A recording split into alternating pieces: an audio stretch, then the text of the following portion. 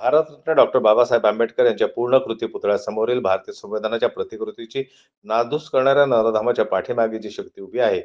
त्या शक्तीचा शोध घेऊन त्यांच्यावर गुन्हे दाखल करण्याची प्रक्रिया झाली पाहिजे आणि हा खटला फास्ट ट्रॅक कोर्टात चालवला पाहिजे, अशा आशयाचं निवेदन सोनपेठ तहसीलचे तहसीलदार तसेच सोनपेठ पोलीस स्टेशनचे पोलीस निरीक्षक यांना निवेदन देत असताना सोनपेठ तालुक्यातील ग्रामीण भागातील सचिन रणखांबे सर, गौतम उजागरे, भानदास वाघमारे, सोपान रणदिवे, सायन्स मुजबुले,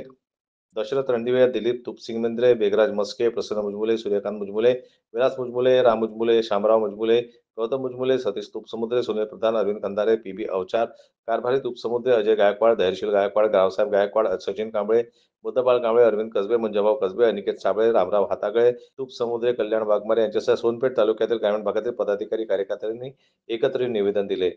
जनमत न्यूज करता राघोजी पुणके, छत्रपती संभाजीनगरहून.